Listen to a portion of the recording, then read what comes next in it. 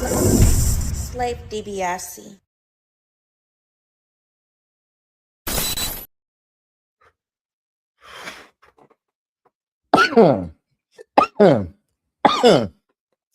Good afternoon, good evening, and good night. Maybe even good morning, depending on whenever you digest this content. It's your boy, Slave DiBiase, and we are here for another live episode of the Offenders Initiative podcast. You know what I'm saying? Don't forget to like, comment, and subscribe. And subscribe. I ain't even gonna waste y'all time. Y'all see the caption right there, right? Power Book 4 Force, the series finale. It cracked off midnight. If you got stars, it cracked off on midnight. The episode is already out. Like I said, we grown folks around here. This is spoiler country, Jack. If you don't like it, you probably should go on about your business and do your sesh somewhere else, because we are definitely going to talk about Tommy Egan and everything that went down in this last episode. How many of my people liked the episode? People here that are here right now, tell me, did you like the episode? I just want to know, because the question right now for me is, was it Za or was it some mid? I'm not gonna lie to y'all. We're gonna break it down. We're gonna take a look at some shit or whatever. I kind of feel like that episode was mid. It left out a whole, it's got a lot of plot holes. There's certain people who are still walking the earth in the Power universe that should be 6 feet under, and I should be smoking on they pack currently right now. This was a very underwhelming series finale, and y'all will see what I'm talking about as we search off into it, because ain't no fucking way that we waited a week and a half. We waited them to 2 weeks for that to be the last. I waited for that to be the last episode. I stayed up past my old ass bedtime for that to be the last episode. Ain't no fucking way. So we about to react to the boy Movie Bot. Salute to them. Please give them a like, comment, and subscribe as we break down this episode and react to it. Without further ado, y'all tell me in the comments what you're smoking on for the sesh today, and let's get to it.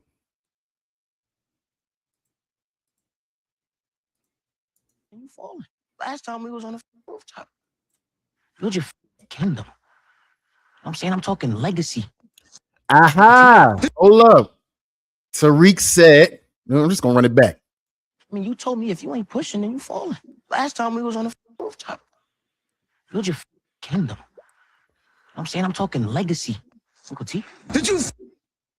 I'm talking legacy.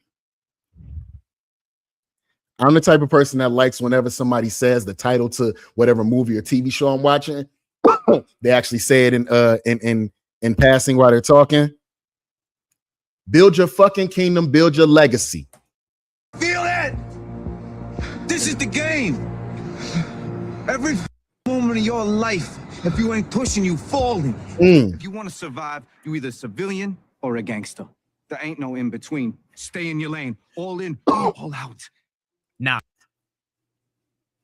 heading into episode 10, Chris Lofton did mention we actually did something completely different, but made it feel nostalgic in a way no other spin-off has. And no doubt the ending certainly was different. Jannard, against all the odds, did survive after all. The same with Victor Snitch. They're both... Look at these two motherfuckers that should be dead right now. Trash. Hey, yo, Stars Writer Room. Let me holler at y'all. We gonna peep this out little by little. There's no way in hell you're gonna get these guys to get roped into the next spinoff, because it sounded like half the spinoff is going to be in New York and the other half is going to be in Chicago, because there's a lot of people from the Chicago crew that did not bite the dust, and I'm trying to figure out why, but let's keep it going. Without in the wind, no doubt definitely looking to pounce at some point in the future, which is something we did speak about in the build-up to episode 10. Could there be a possibility where Jannard does survive? Well, after all of that, he did. Something else Trash. I also began to mention over the past week or so was the term "nobody is safe in the world of power." I thought maybe there may be more bloodshed than we actually got in episode 10, but Bobby DeFranco did also bite the dust at the hands of AUSA Seng. Revenge was also on the mindset of... Somebody just came in my comments and asked me, was I a racist? The answer is yes, stupid. A lot of these characters, not just when it came to the streets. But in the streets, Chicago now belongs to Shanti, Tommy, and Miguel. Although that's not all. We did also see the return of Tariq St. Patrick, and they are indeed attempting to go operational multi-city. They're heading back to New York. Something I mentioned before was, how can you have power and not have the theme song, Big Rich? Okay, so you just heard what Movie Boss said. They're about to move the whole story back to New York. By the way, we still have one more season, the final season of Power Book 3, Raising Kanan, and then we have the story of young Kanan, young Tommy, and young Ghost, and that is named Power Origins. So they're going to be shooting. We should see this next series, this next spinoff within the next year, maybe 2 years, I should say. I think they're going to have it running in conjunction alongside the Power Origins timeline. So that could be 4 seasons of Power Origins, and that could be 4 seasons of Power Legacy, bringing it all the way back around. And I'm hearing through the grapevine that there's supposed to be a Power movie that's going to finally put a lid on this whole entire universe. Salute to all this thinking and all this world building, but this episode was mid, bro. Like, they didn't write it right. Sorry. Town. Again, a great callback to Power right at the end, but also signaling the future of Legacy. Now, even though they did leave us on some sort of cliffhanger with some loose threads open, I do have mixed feelings about the finale itself, which no doubt we will dig into in the coming weeks. With that being said, as usual, we're going to be running through all the key storylines, conversations, and plot points. So again, spoiler country, y'all. Spoiler country. If you want to wait till tonight when it comes on, when it airs nationally for everybody else that does not have regular stars or whatever the case may be, hell, you might want to leave right now. Let's get it. Stick with this video right through to the very end as we run through the final breakdown of Power Book 4 Force Season 3. Now, episode 10 kicked off with JP's funeral. We had Kate giving the eulogy, and it was brilliantly delivered by Patricia Kellenber, who plays Kate Egan. Even though they'd been through their things, not just in season 2, but throughout the entirety of their lives, where Kate wasn't there for much of JP's life. She did mention having to bury your child goes against the law of nature, which is definitely true. I've seen it with my own family, so this speech definitely hits home in more ways than one. It's also where we saw Maria holding onto her stomach. That's the moment where she probably was thinking about her future and how she needed to protect her baby going forward. But this eulogy from Kate really was heartbreaking. Kate was in tears, Tommy was very emotional, D-Mac was as well, where it looked like he had no love left to give to Genesis. And we also saw Herman, JP's father. Kate also mentioned that she hopes with all the time that she has left with the people that she loves, that they can forgive her for what she's done in the past. Okay. Let's start right here. You seen JP's father, Herman, sitting there. He's crying. You got D-Mac sitting up there. He mad as hell. Genesis, his girlfriend, is at the funeral with him. She's trying to grab his hand. He kind of pulls away like, bitch, get off me. You know what I'm saying? You got Kate up there giving the whole, oh, I wish I had more time. I wish JP had more time with us. Woo, woo, woo. Now, I know this is a fictional show, but I'm telling y'all right now, you might want to spend time with the people that you love while they're still here, because you could be sitting at this funeral, like how these fictional characters are right here, wondering, why didn't you just go ahead and call the bullshit to the side and actually spend time with these people? The fact that we had the actor who was JP's father, Herman, salute to him, because it takes a lot to see a grown man like legit cry. That man was crying in there. Kate was all heartfelt with the eulogy. She was saying she just wants forgiveness for all the bullshit that she's done in her life. You know, looking straight at Tommy, hoping that Tommy forgives her. You know what I'm saying? Because that's the only child she have left. She got Tommy and she got D-Mac. That's all she has to her name. That's all she has. That's her family right there. And now Mireya is pregnant with a baby, so she's making sure that her family is straight. You understand what I'm saying? While Mireya is also looking to herself like, maybe I need to slide up out the way. Like, this is looking a little crazy. All this gunfire. I'm pregnant. He crazy. Ain't no telling what could happen to me. And I still, going into this episode, I had Mireya getting clipped. That is real power. That is real power right in. If the person who you wouldn't expect mess around and get clipped, that's some real power shit. And I do think that was definitely she should have gotten clipped. Tommy is a drug dealer. There are no happy endings for drug dealers. Fuck, was he gonna do? Ride off into the sunset? No, she should have got clipped. That was bad on their part. But we'll find out what happened to her. Message for her other son, Tommy. Often when we lose loved ones, it puts life into perspective, as many of us have probably experienced ourselves. And look, let's be real. Kate definitely isn't Mother of the Year by any means, and she knows that herself. But over the past 2 seasons, especially when she realized her mistakes, she has owned them and she did try and correct them. And this was also Kate asking for forgiveness. We know Tommy and Kate have had a very turbulent relationship, but there is still a lot of love between Tommy and Kate. And I do think we are going to see that in Power Origins. You could even see in Tommy's reaction, he looked like he wanted to break down into. We're going to see a young Kate taking care of Tommy. And then at some point, she adopts Ghost. And Ghost is in the house with them too. She always mentions how Ghost was Tommy's real brother. You understand what I'm saying? We're going to come back to that in a minute. Years when Kate was giving the eulogy. And we also have to remember what he's lost dating back to Power as well. Holly and his unborn child, Raina, Kanan, Lakeisha, Ghost, where he wasn't even able to attend Ghost's funeral back in Power Book 2 Ghost. In Force, he lost Liliana, and we heard Tommy mention how Shanti does now actually fill the void of Liliana at the end of episode 10, but he's also now lost JP. It was a very emotional scene where Kate admitted that she did do wrong. She knows she left JP and Herman when they needed her the most. And for those who may have forgotten, this was JP's... See? That man was crying real tears. That's some legit good acting. I'm not sure what this brother's name is, but that could have been your granddaddy crying at that funeral, and you'd have been right there crying with him. He did his big one with that. You heard me? Father, who we haven't seen since season 1. Now, as this funeral was going ahead, we had CBI watching from outside, just waiting to pounce. Junard was ready to smoke. Y'all, look at the crackhead. Look at the crackhead right here. He waiting outside the funeral. He tell the rest of them folks in the car, the rest of CBI, I don't care what's going on. The moment Tommy step up out of there, we putting him in a box. It don't matter. They were 3 cars deep outside of the church, wilding. Tommy and anybody who got in their way the moment they stepped outside the church. But Tommy was a man who was very well prepared. He wasn't just heavily guarded by the insane princes, but also law enforcement. He called in a favor from Che and Miguel have law enforcement in their pocket. So they called them to cover the whole wedding. Now imagine you sitting here across the street like these motherfuckers right here, waiting to put in work. And then 18 police come out before any of the funeral party. And you like, man, we can't even do this. The moment I would have saw them, I wouldn't even have waited around to see Tommy. I'd have cut my shit on and drove off. I ain't gonna have nobody. There's not gonna be a time where they're gonna have a chance to lock eyes with me. But of course, you know, this is it has to be some sort of drama. So they waited for Tommy to come out. That boy Tommy came out like, ha, bitch. Thought you had one, huh? Not so. Okay, and he had the men in blue, which is something we expected based on how relaxed Tommy, Miguel, Look at him. were. Look at him. The whole family standing across the street staring at CBI like, ha, fuck niggas. Y'all thought that shit was gonna go down. Not so. Y'all thought y'all was really gonna spray up this funeral and make things 10 times worse. Now, me personally, would I have wanted to see that versus this part right here? Yes, that's true power fashion. Shoot the funeral up. Shoot the wedding up.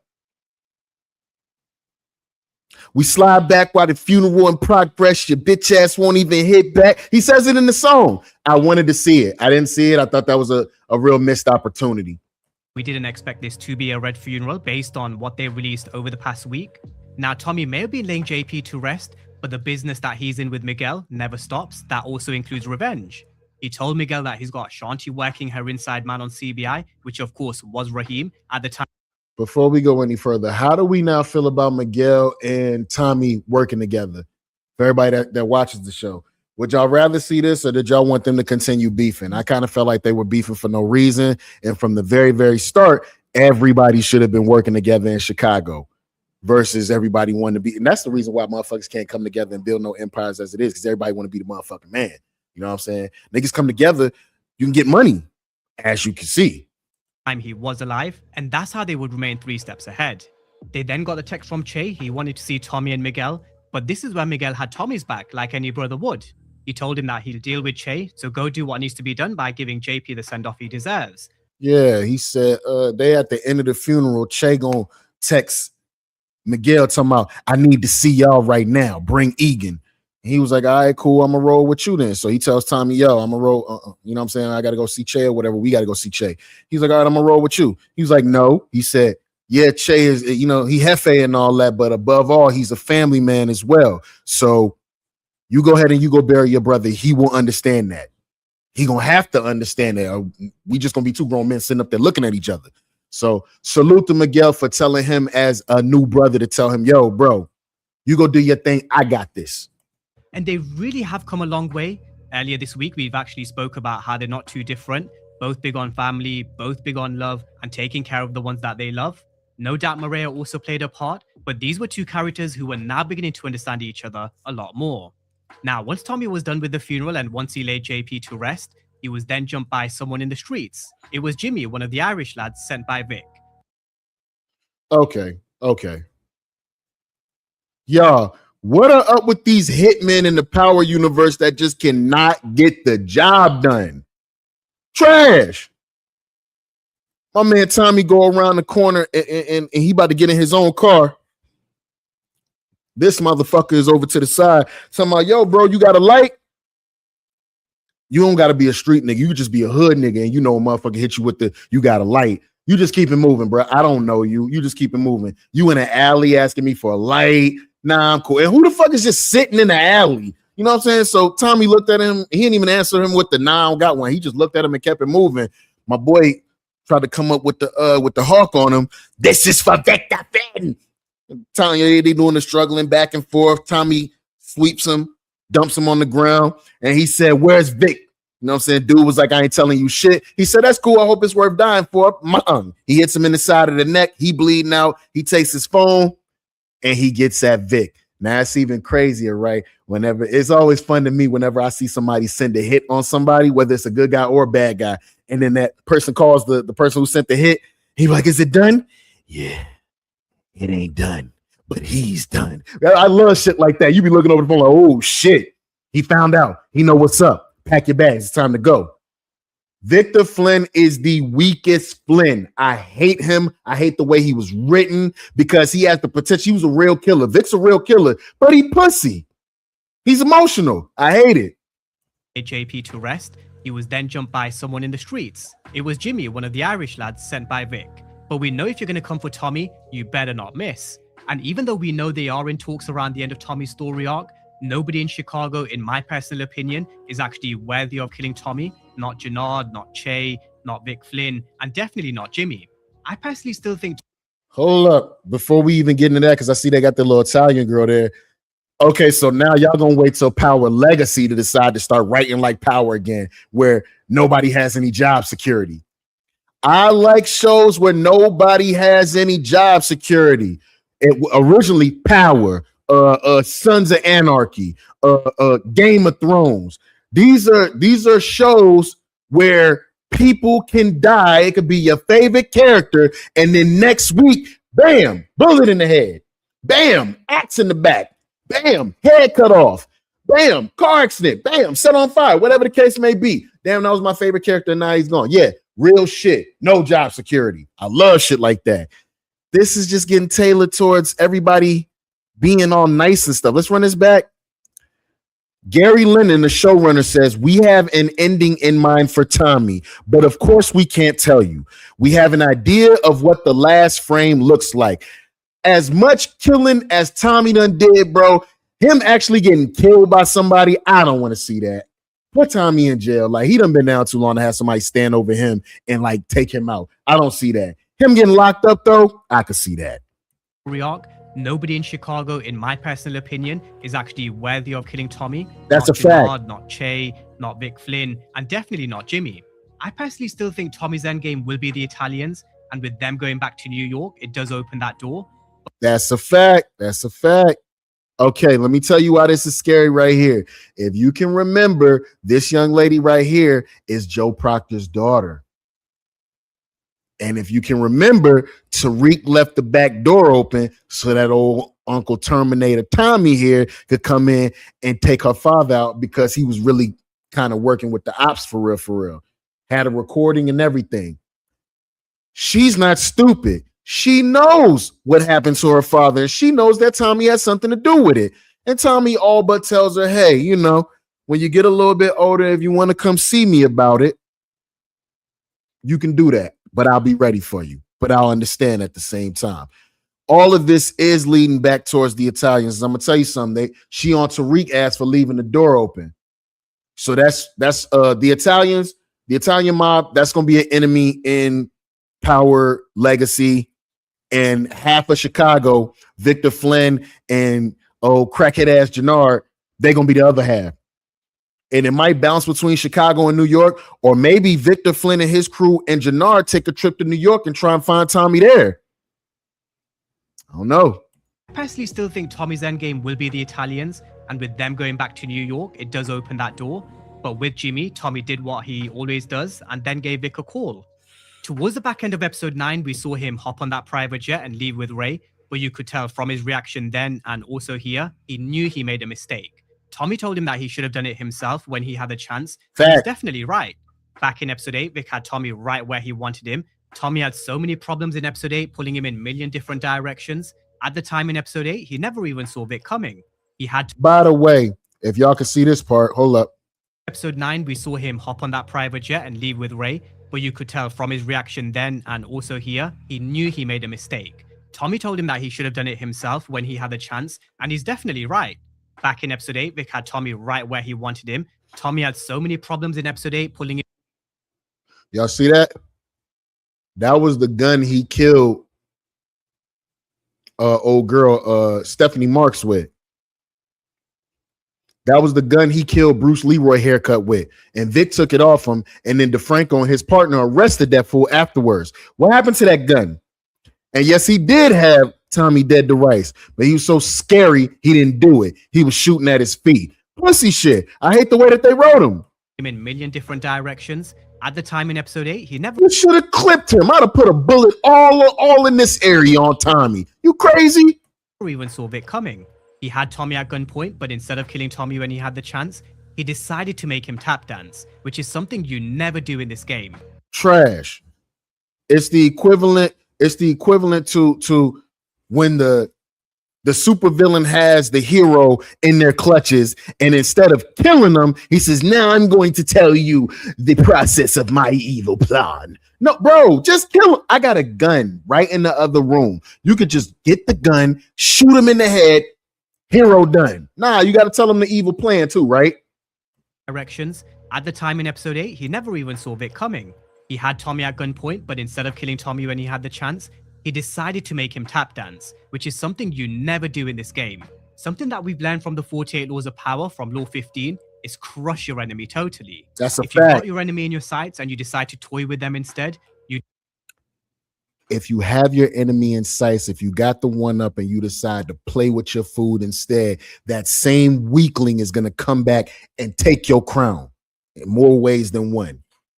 Vic should have put Tommy down right here, and he didn't because he pussy. Definitely will live to regret it. Now, Vic had everything here. He was out in the woods. He had Ray. Nobody would ever be able to find him. But you could tell from this moment early on in the episode, there was no way he was going to stay here. But we will come back around to Vic coming back to Chicago and also joining forces with Jannard a bit later on. Now, with Jannard, we had him on the rooftop on his own, ready to put the needle in his arm, just like back in season 2. Over the past few weeks, we actually spoke about a couple of different endings when... Here's dope head right here. You just had a conversation with your brother and told him you was going to be straight. Now, I don't think that conversation is null and void just because he's gone. So at some point, like if you want, how can you want revenge, but you're high? You can't even think straight. Heron got you all twisted. So I'm glad he decided against putting the needle in his arm and he stayed focused. That could be what kept him alive. When it came to Jannard's character, he either dies, survives, or perhaps even turns into a junkie Jannard. And I thought for a moment, because of what happened in episode 9, him losing Diamond in the manner that he did, he may just go back to the needle and his old ways from season 2. However, the picture of him and Diamond, how far they've come, how close they came to taking over the city, he decided he's not going to go down that route. He then received the text from Roberto Ortega, which mentioned he's sending more men. He wants Tom Egan off the map once and for all. And that's what probably fueled Jannard to keep his head straight, or at least, should I say, semi-straight in episode 10, which was revenge and avenging his brother's death. We saw the Memorial of Diamond, where we saw the Wall of Diamond's memories with the... Rest in peace to Diamond, man. He went out for real, for real. He went out the right way, protecting his brother, even after he knew his brother was setting him up to die. He went out protecting his brother. Salute to Diamond Sampson, man. A real one. Message that read, "Our fallen king, the leader of CBI and someone who had a lot of respect because of what he'd accomplished before he went to jail." We heard the stories back in season 1 of how he was a champ and very well respected at his local cafe. Tommy also saw the articles on the wall of the gym back in season 1. He was very well respected by these guys here, Bones, Big Smurf, and everybody. And he died protecting a junkie. Diamond died protecting a junkie, even though that was his brother. All right, man. Hell of a way to go out. Else who was a part of CBI, Diamond was the OG, and his death definitely hurt for sure. Now, this is where Jannard questioned Raheem, which I think we all knew was coming at some point in episode 10. We had Jannard questioning where he was with the rest of CBI when they slid up to the funeral to take Tommy out, and his response was he was with his girl, which Jannard saw straight through. He knew he was playing the other side because he knows exactly what he saw back in episode 9, and we know as well. He refused to shoot Shanti when he had the chance. Diamond did also mention if their location does get leaked, then they would have known they would have had a snitch amongst their ranks. That's a fact. So as expected, there goes Raheem. And now, I like how he checked out the whole scene where he seen Raheem was moving a little funny and all that, and then he put 2 and 2 together a little bit later because he was on Raheem ass. Look. Raheem looked like he doing some shit he ain't got no business doing. He was on game. Salute to old crackhead ass Jannard for not getting high and being on point. To the point where he pulls up on Raheem and tells him, "Yo, bro, you know what I'm saying? It's real funny how you all booed up with Shanti and all that. Like, you know, she know a little bit more. How the niggas know where to catch us at and all that. But man, you tweaking." He said, "Let me see your phone." Raheem hit him with the, "Man, please, whatever, bro."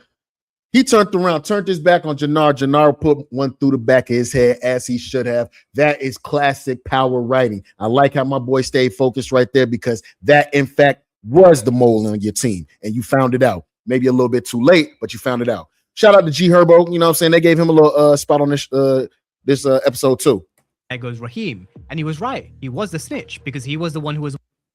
He got Buddy phone after he shot him in the back of the head. Now, mind you, he didn't know for sure. He just had a real feeling. He grabs the phone. He uses the FaceTime, the face lock, clock. He you know what I'm saying? Says, "Diamond and Jannard have moved to the church. I will let you know when to make the move. Go time. Got you." You know, somebody says, Jannard put that needle down and was focused. That's a fact. That's a fact. And that's the part that I like. See, he was able to catch certain shit because he decided not to get high. Like I said, that conversation where he told his brother, "I'm gonna leave that shit alone." That shit not null and void just because he gone, bro. If you a real one, you honor what you're supposed to honor. You heard me? And I like that part. But let's keep it going. Working with Shanti. This was also a warning to everybody else. If everyone is on the same shit that Raheem is, they are going to end just like him. And he did deliver a message that we mentioned earlier this week. You're either with him or against him. We spoke about how you can't sit on the fence in this particular war because there is no gray area, because we saw what happened to Marshall in episode 9. Yeah, Marshall played around, and he fucked around and found out. He thought D-Mac was like him. I'm going to keep pulling guns on people and don't do nothing with it. Now look at you, leaking out your forehead in your mama's kitchen. When he decided to pick CBI but not kill D-Mac, you're either with CBI or you're with Tommy, Miguel, and Shanti. And throughout episode 10, we did start to see this empire crumble under Jannard's leadership. And I mean, he was kind of on point on this part, but yeah, a lot of crazy stuff has happened since Diamond been gone. Everybody flipping over to Team Tommy. Now, speaking of D-Mac, we knew we'd get a very raw emotional reaction to JP's death. But what we saw in episode 9 was a character who still hadn't processed what exactly had happened. He was full of pain, hurt, anger, and he definitely wanted revenge. But at the same time, I'm sure as many of us have experienced, very similar to D-Mac, in the sense it does take a while for a death of a loved one to kick in. At first, sometimes I'm going to tell y'all right now, because we're definitely going to see D-Mac in Power Legacy. I'm going to tell y'all right now, the sweet feeling of revenge when I finally see D-Mac catch Jannard. It got to be classic. It can't be lame. He got to go out the way that Dre did. You know what I'm saying? He got to go out that way. He got to go out that way. It can't be no regular shit. It got to be on some, yeah. D-Mac got to be standing over him for his father, bro, for real. You don't even process it because it's still so raw and fresh. It's only maybe after the funeral or once the dust settles. My dad's dead. I'm slick the cause of it, and I can't do nothing about it. That's what that face is right there. Had I just went to school and wouldn't have been with none of this street shit, my father would still be alive. When you're back home with all the pictures and all the memories, that's when you begin to realize what you've lost and also who's to blame. But I did think at some point we would see D-Mac emotional from this particular angle as well. Him on his own in tears. You had all the images of JP. You could tell D-Mac was really hurting. And I think that conversation that he had later with Tariq did help. But at the same time, he still is going to need a lot of mentoring, which hopefully we do see in Legacy if he does cross over with Tommy and Tariq back to. He's definitely crossing over. D-Mac was a good character, was he not? Did y'all like D-Mac in this series? Did we like the character of D-Mac? Let me know. To New York, but let's wait and see.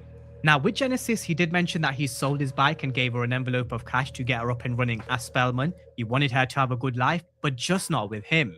Okay, that was a grown man decision. Y'all remember the boy D-Mac had the little motorbike and all that? Like, he was fly. He sold his bike, gave Shorty some money, and said, hey, take this so you can go to school and get away from here, get away from the shot. But we not going to be together because I know what I got to do in order for my soul to be okay. And that is get this little revenge for my daddy. You know what I'm saying? And it's probably going to take me down a dark path that you don't need to be a part of. So you go to school and you go and change the world and live your dreams. You know what I'm saying? Me, I got to go make sure this shit with Jannard gets straight. She says to him, you can just leave with me. We can go down to ATL. You can go to school with me. You don't have to be on this street shit. And it sounded like to me in this scene, if you didn't catch on already, Genesis really loved, she really loves D-Mac for her to say something like that. It was cool to see, but my man was so filled with pain, sadness, and rage and revenge. He got to walk away from her. And I understand it because he going to put all that off on her. He even grabbed her up when she said, you know, she was trying to hug him. And he was like, yo, she said, I don't even know who the fuck you are anymore. When a woman tell you that, I don't even know who the fuck you are anymore. Oh, boy, it's bad. And you could definitely tell from his reaction he has changed. JP's death has changed D-Mac, which is why it needed to happen. The only way characters seem to learn, especially young characters like Tariq, the young Kanan, and D-Mac, is when they lose loved ones because of their actions. Now, Genesis also actually wanted D-Mac to leave the streets behind him. She tried to convince him to come to Spellman with her. And had JP been alive, maybe there may have potentially been a very slim chance where he may have considered it, but definitely not anymore. Any hopes of D-Mac taking the blue pill of power is definitely gone. And to be honest, with a character like D-Mac, he is street through and through. Now, back at the house, Maria was trying to be extra helpful, especially around Kate, because towards the end of episode 9, Kate did actually catch Maria booking the one-way ticket to Mexico. But at the time, Kate still hadn't told Tommy, because the truth is, she was actually hoping Maria would. Nah, Kate was like, I don't need your help. I don't need your help. You're only trying to be nice because I caught you booking that ticket trying to leave with my grandbaby. You know what I'm saying? That's why you're trying to be nice to me. I don't need your help. Leave person. You know what I'm saying?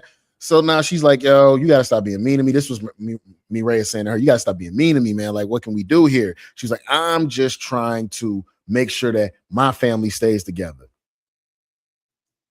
So she asked her, why didn't you tell Tommy what I said? She said, because he can't stay. He's already in a situation where he lost another brother. That's something that y'all need to discuss. And I like that Kate left it up to her or whatever. And she's like, but I'm letting you know you're wrong right now. But if you do make the decision to leave, you might just be right at the same time. Change her mind, which Maria did say she had at the time. She told Kate she was staying, but you could actually tell Kate didn't really believe Maria, because for as much as Kate isn't Mother of the Year, she has always been able to see straight through Tommy's previous girlfriends. Yep. When it came to Holly and also Lakeisha, Kate won Tommy on both occasions, and we probably will see something very similar in Power Origins, which, by the way, we did get a tease to just before episode 10. For those who may have missed it, Power Origins is coming soon, hopefully at the back end of 2026. Now, back at the house, we also had D. we could see Power Origins at the end of 2026. Hold on, because we still waiting on Raising Kanan to drop. The Power universe don't stop, I see. Okay. Mac was still very emotional at this moment in time, which is definitely understandable. He had his peace with him and he told Tommy that he had a score to settle, which of course was putting an end to Jannard. But he was still very emotional at this moment in time. We also saw what happened in episode 9 between him and Marshall. We also saw the scene between him and Fuck Marshall. Marshall was a snake. He deserved everything he got. Genesis. The problem with this approach is it's wild, it's reckless, and he's definitely not thinking straight. Making moves when you're in this emotional state, that's when you make mistakes. That's when you go and get yourself killed in the streets, or even worse, get someone else killed. Just like with what happened with the knock-on effect of him killing Mad Dog back in season 2. We know when D-Mac wants to put his mind to something, he can actually be very strategic. We saw it back in episode 3. The problem is he's still... I like how Tommy pulled him to the side right here and had a conversation with D-Mac and told him, yo, I can't have you wilding out in the street. I need you on my side. I need you following what I say, because if something happened to me, I need you to look after my wife and this baby. So if you gone, who's my backup here? You're all I got. He said, all right, cool. I'm going to stop wilding.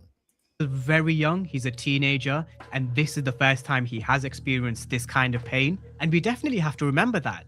This is still very raw and new for someone like D-Mac. He's still going to be very emotional. But again, the problem D-Mac could cause if Tommy wasn't standing in his way is huge. He'd only make things difficult for Tommy if he were to go out on his own. So rightfully so, Tommy tells him he needs him to calm down and he can't have him wilding out on him. He promises they're going to make Jannard pay for what he did to JP. But at the same time, they had to make sure their next move was solid. He also asked another valid question. What if something happened to Tommy? Who would look after Maria and his baby? Who would look after Kate? Who would look after D-Mac? As much as Tommy is the man of the house, he was also telling D-Mac that he was as well. He also had a conversation with Kate where she told him she was heading back to New York because she... Okay, this conversation right here.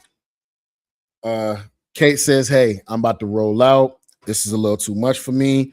And Tommy says, you know, why don't you try something new? He wasn't even like being smart with her. He said, you always run away from your problems. Why don't you try sticking around for a while? Like Tommy's letting her know, I don't want you to leave. I want you to stay. You know what I'm saying? Be with the fam. I need you right now. You know what I'm saying? And she's like, no, if you want me to stop playing with my nose, remember, I told y'all in 2026, when people start doing crazy stuff, I'm just going to assume you play with your nose. She said, in order for her to stop playing with her nose, she needs to go back to New York and finish her journey of sobriety. Salute to Kate trying to stay on the narrow because now she feels like she has something to live for. Salute. She needed time to work on herself. And you would have thought Tommy would have been glad to get rid of Kate, but this time around, he actually wanted Kate to stick around, which I personally don't think was a great idea. In my opinion, Kate going back to New York is perfect. Maria leaving to go to Mexico is also perfect, because then it would leave no vulnerabilities in Chicago for characters like Jannard and CBI to target. Just like Jannard did back in episode 9. Tommy wanted to put Maria in a safe house until everything was over with Jannard and CBI, which is where Maria mentioned Tommy is the first person that is... Or Maria could have went to New York with Kate instead of going all the way to fucking Mexico. Maybe she ran all the way to Mexico because she has more protection there. Family. I get it. Broken, but unbreakable at the same time. And I do think that was a great way to put it when it comes to who Tommy Egan is.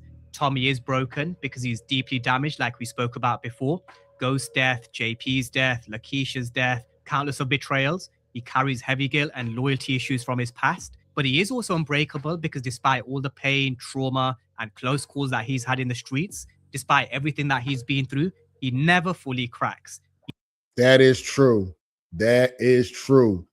That boy Tommy, his character development into this broken but unbreakable man, you know what I'm saying? With all this stuff that's happened to him, it's been great to see him just like really push through and strive. He survives, adapts, keeps fighting and pushing forward because he knows better than anyone. If you ain't pushing, you're falling. So Maria definitely is right. He's broken and also unbreakable. But with both Kate going back to New York and Maria going back to Mexico, I do think it was a good thing. And she left him the Dear John letter. Dear John. Yo, I'm rolling out to Mexico.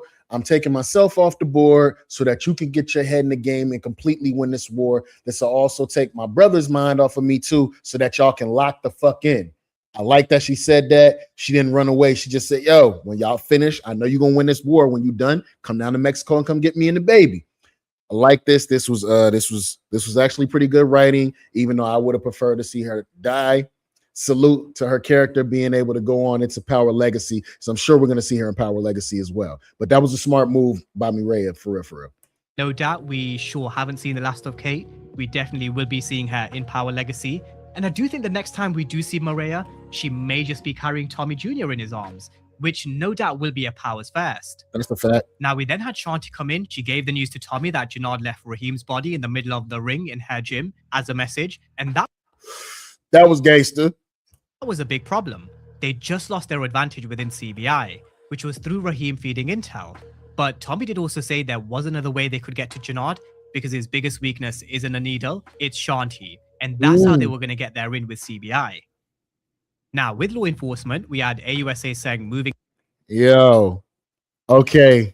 Everybody that done seen it. This boy here surprised me, nah. I ain't gonna lie.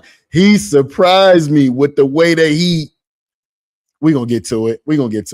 The way that he showed up into Stacey Marks' office.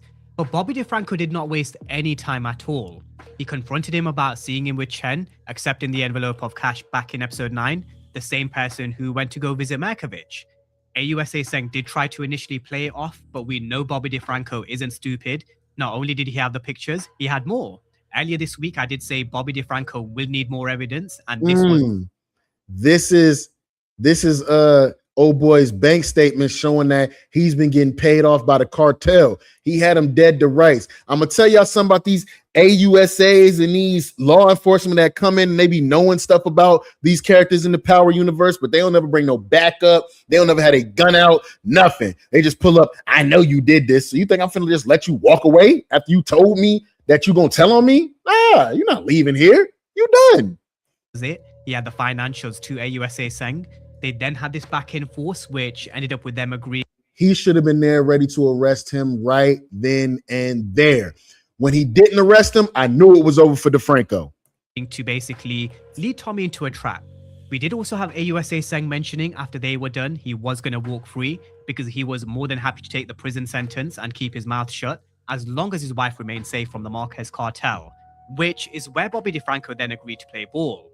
Now, they then gave Tommy Egan a call. He mentioned that he's now the acting U.S. attorney in Stacey Marks' place, and he had a way which would mutually benefit both. So the meet was now set. I said Stephanie Marks. I meant Stacey Marks earlier, y'all.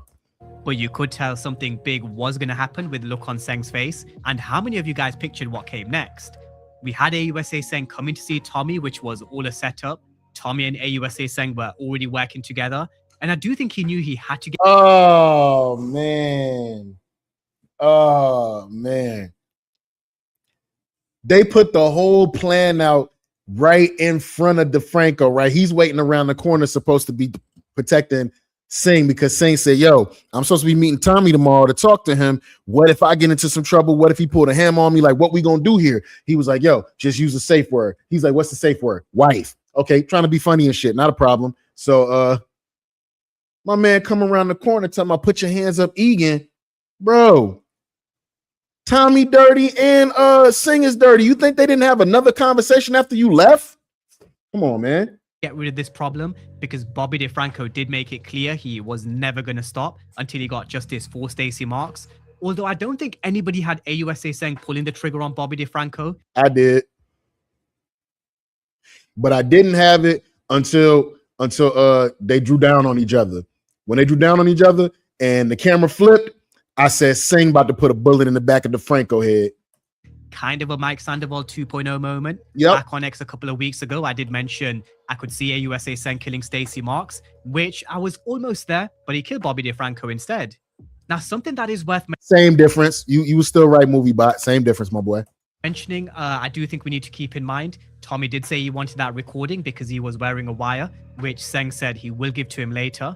Something to definitely maybe keep in mind because who knows whether that could pop back up in the world of Power in the future. It's definitely going to pop back up. There are a lot of loose threads and I do think this could potentially be one. Now, after Bobby DeFranco was taken care of, Seng did deliver the news to the packed media room where he threw dirt on not just Stacey Marks' name, but also Bobby DeFranco. He flipped it like those misappropriated funds that he was getting in his account. He flipped it like Stacey Marks and DeFranco was the one still taking the money from the cartel and all that. Yo, your man played his part right here.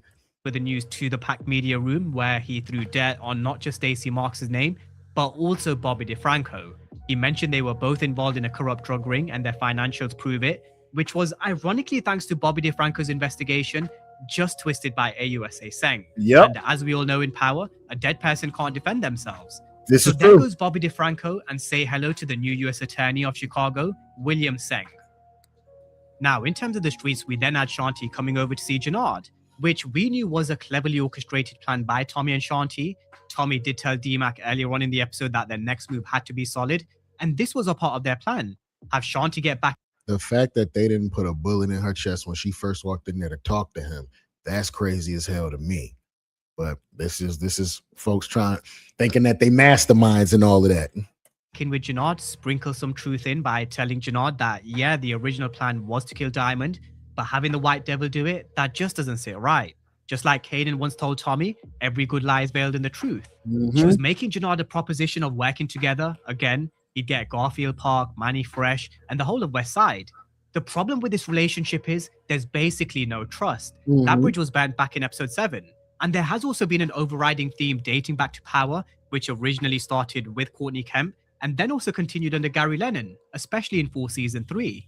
In Power, they've represented this world where honesty does build this rare trust. For example, what we saw between Tommy and Ileana, but with others who are very power hungry. For example, Shanti Showstopper in this criminal world. That I have a prediction for Power Legacy.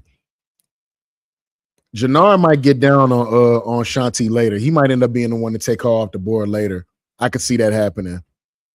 And that'd be a hit to Tommy. These guys are in through ambition, secrets, constant backstabbing. Loyalty is always transactional and prone to collapse. And you could definitely tell Jannard was very hesitant because of what they just been through.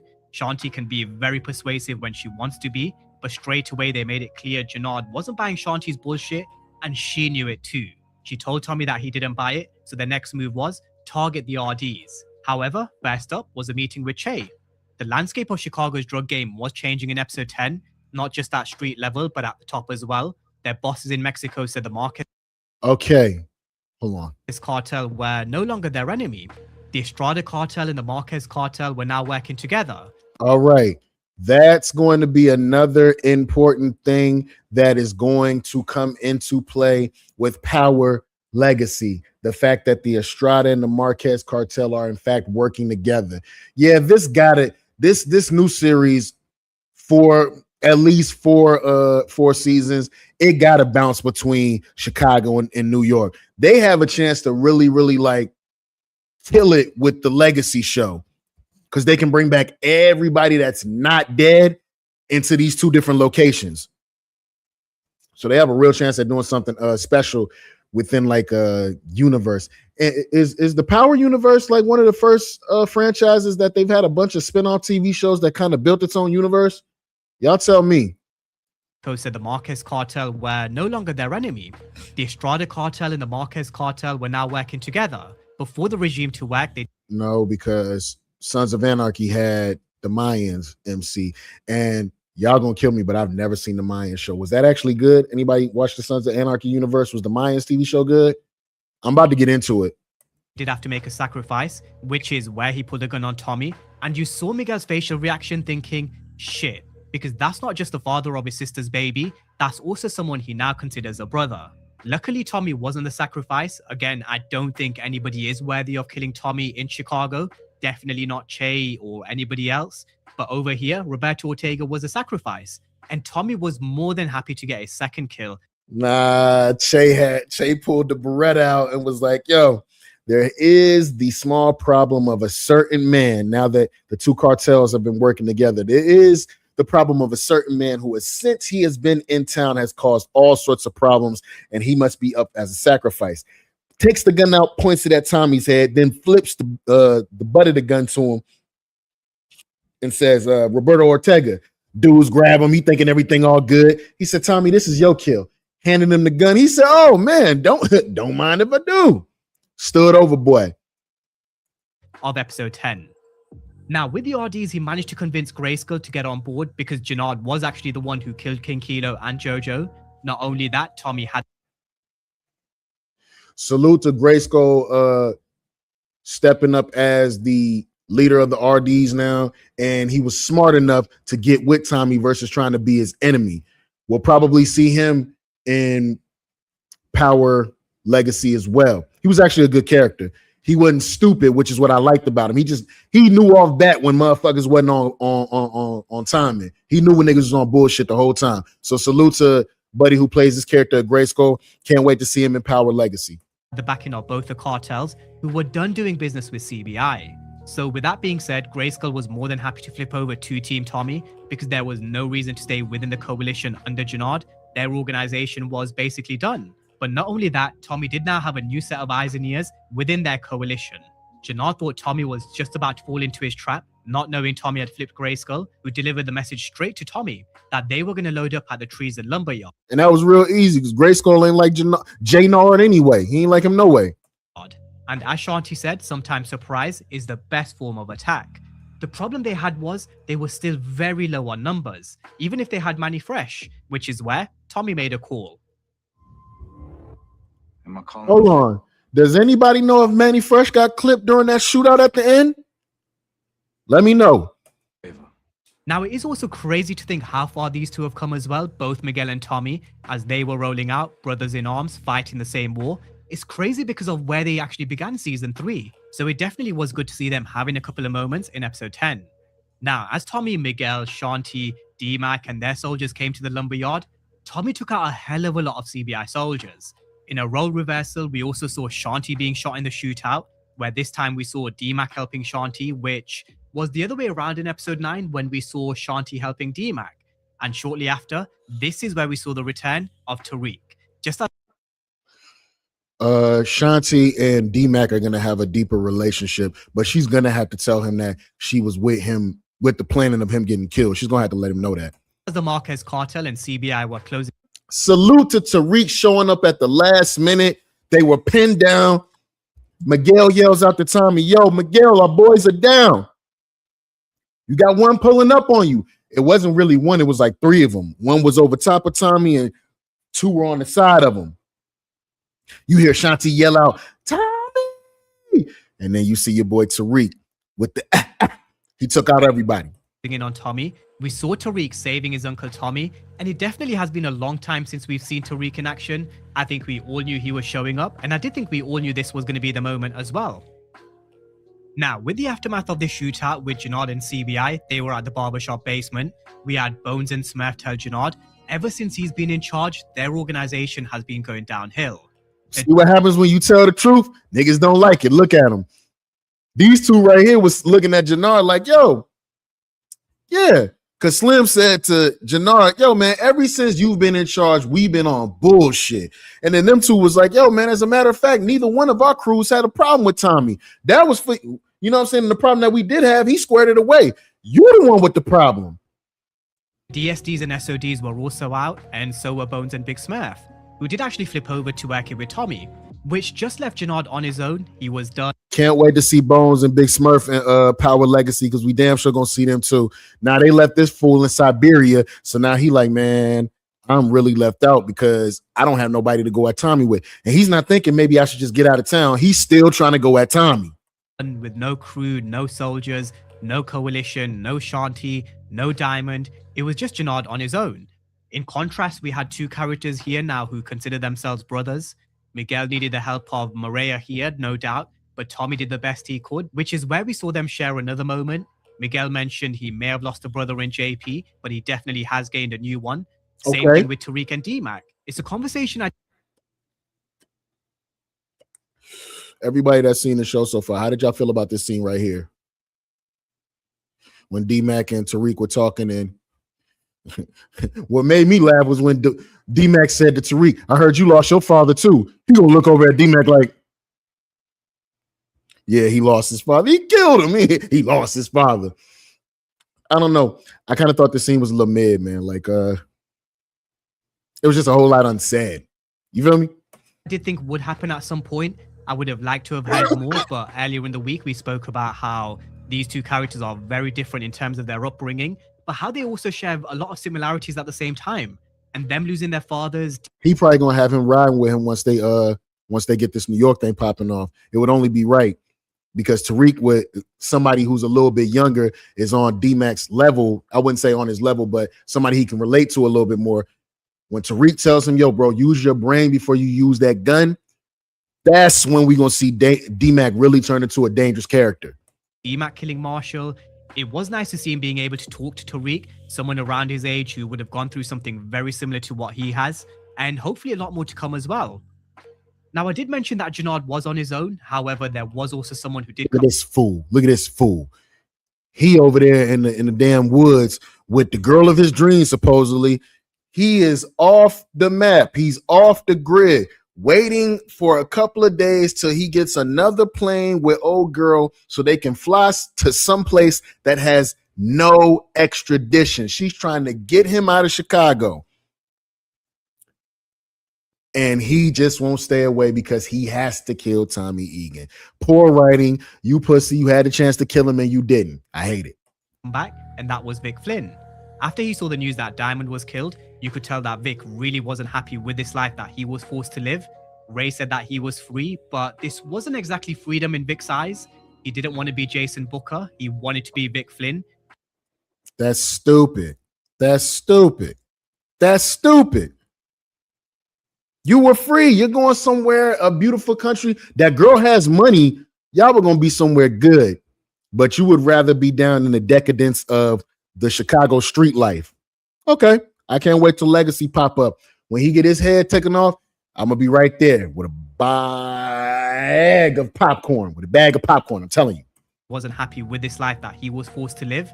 Ray said that he was free, but this wasn't exactly freedom in Vic's eyes. He didn't want to be Jason Booker. He wanted to be Vic Flynn, which actually reminded me of when Tariq said something very similar back in Ghost, kind of the same energy from Vic. But we had him returning and telling Jannard that he heard about Diamond. Tommy also was the one to kill Claudia, and now they have a common enemy. And this is one of the loose threads that Gary Lennon spoke up in the build-up to season 3, where we were then going to ask the question, where the hell do they go from here? This story with Jannard and Vic Flynn wanting to get revenge on Tommy isn't over. They will be they're going to make a crew together. That could be dangerous. Can't wait to see. Returning at some point to try and bring Tommy down. You can guarantee that. Although what I would say to them is, good luck. In my opinion, it's only delaying the inevitable. Now, in terms of the business in Chicago, how they left it in episode 10 was with Shanti in control over CBI. Over on X back in December, He said over on X back in December, not quite, but Stacey Marks did get her Christmas canceled. My bold prediction, Tommy and Shanti take over Chicago, remove Jannard and Diamond. Shanti to take over control CBI and the city for Tommy as he attempts to go operational multi-city, which transitions into Legacy. That was a pretty good prediction. I did post this bold prediction, and it did actually happen to come true. Shanti's taken over CBI, but you also have Tommy now trying to go operational multi-city. At the time, I did mention you can't have power and not hear the theme, Big Rich Town, and well, here it was. We heard it. But we also had Tommy and Tariq having this conversation around Ghost, which I think was long overdue. They've definitely been through a lot, and I definitely don't think it's the last time they talk about their past. Tariq told that fool, look, yo, I'm here to help you out. Don't start talking about Ghost and all that. He talking about, I had a brother. Yo, man, I don't want to hear that shit. Ghost is fucking dead. You asked for my help. I pulled up to help you, Uncle Tommy. We still family. But I ain't here to apologize for the past. I ain't here to apologize for shit. I'm just doing what's right. So then he tells him, he said, I'm looking at what you got going on. You basically got Chicago on lock. He said, what you got? Shanti and Miguel running around like workers. I can't believe he said that. They whole bosses. He called them workers. He was like, yo, you might as well just take your powder, come to New York, move some work with me, with my people and all that. With your people, we got some real moves that we can make. Yeah, this is definitely going to bounce between New York and Chicago. And then at the end, you hear, they say this is a big, rich town. Boop, boop. Yeah, you know. Either. However, despite what's happened between them, they are still family. And he did actually admit that Tariq did turn out to be a gangster, which does come from part of Tommy. He had this conversation with him back in season 3 of Ghost, where he told him that he can't have one foot in and one foot out, and he decided to finally pick one. Tommy then asked him about New York, which is where we learned something kicked off back in New York. It got shaken up, and now he needs a new partner. Again, where we had another old power reference, if you ain't pushing, you falling. And where are they heading back to? Back to New York. But there are still some lingering dangers that still lurk around the corner and plenty of loose threads that they still need to keep These two are going to make a crew. Then the Italians back in New York. in mind. On top of that, if we can remember at the very first season of Force, Tommy was supposed to go out to California to work for somebody. He never made it out there. Those people might be coming for him as well. And no doubt, we definitely will be seeing them at some point. With that being said, that's a wrap for episode 10. Drop all your thoughts down below in the comment section. And over the coming weeks, we'll no doubt have time to Salute the movie bot. I kind of felt like this was a mid-series finale, just like how I felt like Ghost was kind of mid too, even though Monet dying was a little predictable to me. But yeah, they're gonna have to go crazy with these next few series. Like, okay, so we got Raising Kanan is next. They're gonna have to go crazy with the series finale of Raising Kanan. Like, we need some cliffhangers and all of that. We need those. Put asses back in seats. Put viewers back in front of their televisions. Put people back trying to get that app of stars, man.